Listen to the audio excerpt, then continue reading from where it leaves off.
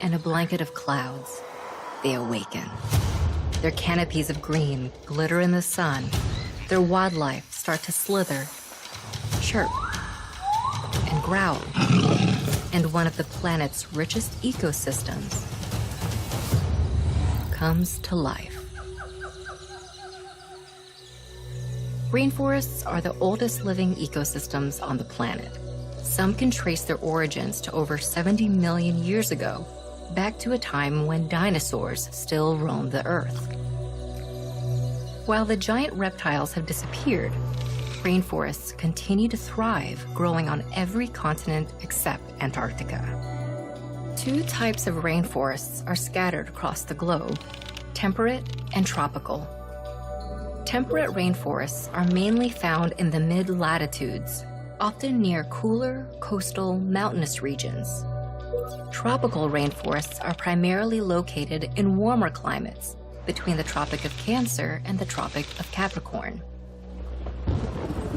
As their names imply, temperate and tropical rainforests are the wettest forests on Earth, receiving up to about 33 feet of rain per year.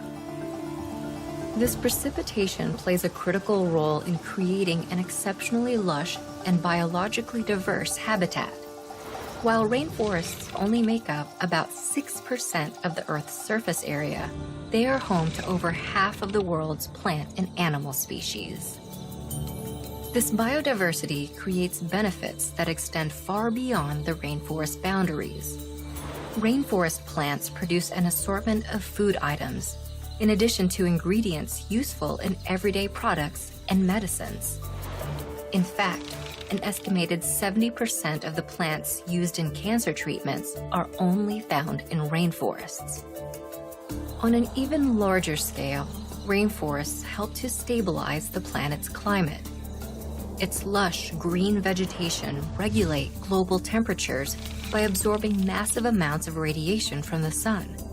They also absorb vast amounts of carbon dioxide and convert them into oxygen, about 40% of the planet's breathable air. Over the past few centuries, rainforests have disappeared at an alarming rate. Factors such as economic inequalities, human development, and demand for natural resources have fueled the deforestation of these rich ecosystems. At the current rate, rainforests, which have survived for over 70 million years, may completely disappear within the next century. But through educational campaigns, sustainable logging practices, and cooperation with local communities, deforestation may begin to slow down, helping preserve rainforests for many generations to come.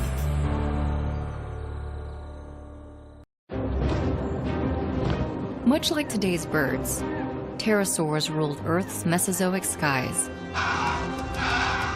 adapting to many different habitats, while their dinosaur cousins roamed below. But these were no birds. Pterosaurs were flying reptiles, and some were as big as fighter jets. Pterosaurs means winged lizard in Greek, and they were the very first vertebrates on Earth to take to the skies. The most well-known pterosaur is the pterodactyl. It was the first one discovered back in the 18th century, but since then, paleontologists have uncovered more than 200 different species, including pteranodons, which were quite large, and Quetzalcoatlus, one of the most massive pterosaurs of all. Named for the Aztec winged serpent god, Quetzalcoatlus had a wingspan of nearly 40 feet and likely soared through the skies hunting for baby dinosaurs below. Some, like Anuregnathus, were the size of small birds and probably preferred to eat insects. With such a wide range in pterosaur size, there is ongoing debate over how some species were able to fly, but similarities in their wing structure and anatomy may offer clues. Pterosaur wings ran along their sides from shoulder to ankle, and each wing was held up and supported by an elongated digit. The first pterosaur ever discovered was actually named for this characteristic. Pterodactyl is a combination of the Greek words for wing and finger. Each pterosaur wing consisted of a tough membrane laced with blood vessels, fibrous cords, and muscles. And it has been theorized that the muscles could alter the shape of their wings in mid-flight, the same way a passenger jet might adjust its wings during takeoff and landing. Pterosaur fossils also suggest that even the largest species must have been relatively light for their size, because, much like birds, their bones were hollow. Hollow bones would have enabled even Quetzalcoatlus to soar. But not all pterosaurs could fly. In 2009, paleontologists found an enormous specimen in Transylvania that they nicknamed Dracula. At 11.5 feet tall, with a wingspan of 39 feet, it's one of the largest pterosaurs ever found. But the shape of its shoulders and wings suggests it probably couldn't get off the ground. With every new discovery, paleontologists are learning more about the nature of pterosaurs. But the hollow bones that enabled some of the largest pterosaurs to fly are also part of the reason their fossils are so often incomplete. And the full picture of a sky once ruled by reptiles has yet to be revealed.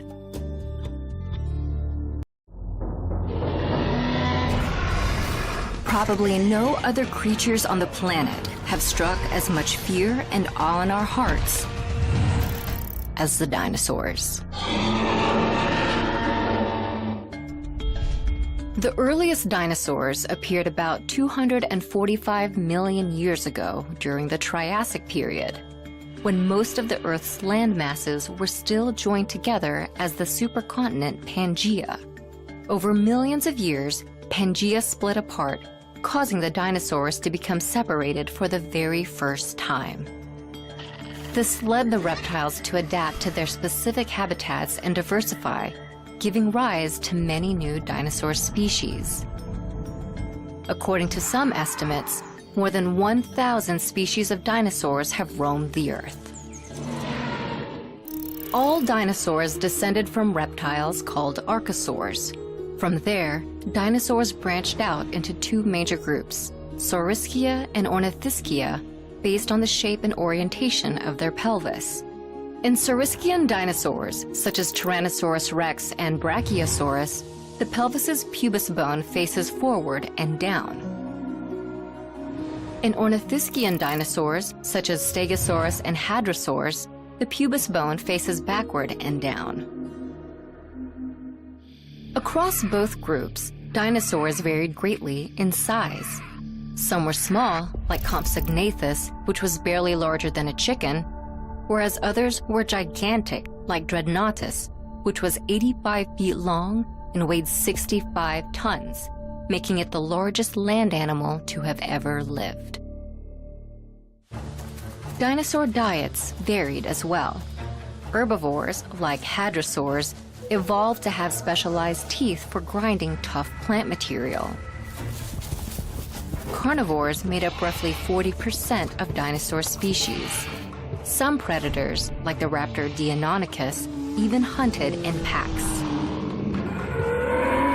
Social behaviors were also found in other dinosaurs. Footprints and trackways indicate that some of the ancient reptiles traveled together. Evidence also shows that herds may have made annual visits to certain sites to lay their eggs.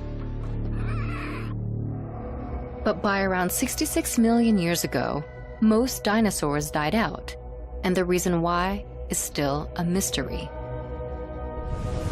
The most well-known explanation is an asteroid strike, but a multitude of factors may have contributed to this extinction.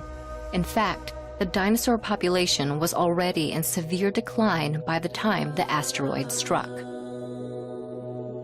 However, several dinosaur species survived, and some of which evolved to become today's birds. The world has never again seen land creatures as great as the dinosaurs. But through their descendants and fossils left behind, their legacy lives on.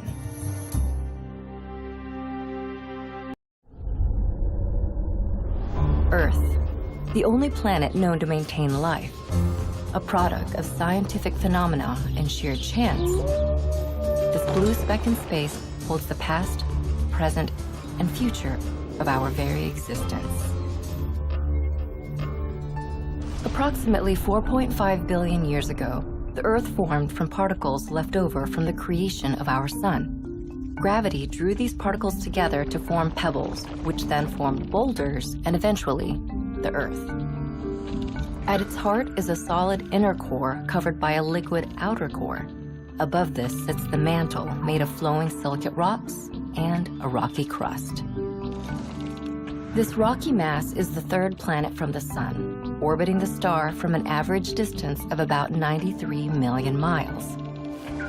It's close enough to the Sun to be warm, unlike the cold gas giants, but not so close that its surface is exposed to extreme heat and solar radiation, as is the case with Mercury.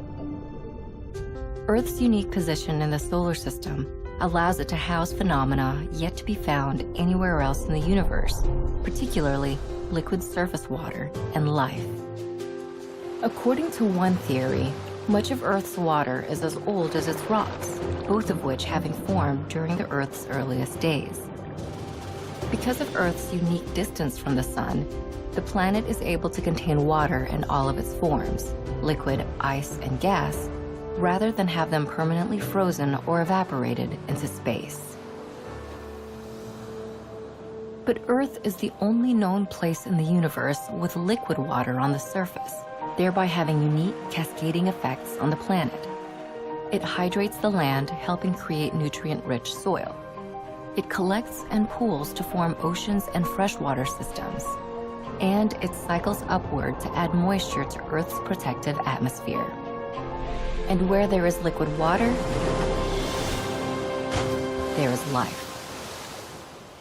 About 3.8 billion years ago in Earth's oceans, primitive life existed in the form of microbial organisms. They, and the ensuing billions of years, gave rise to a range of more advanced life forms that thrived in Earth's seas, lands, and skies.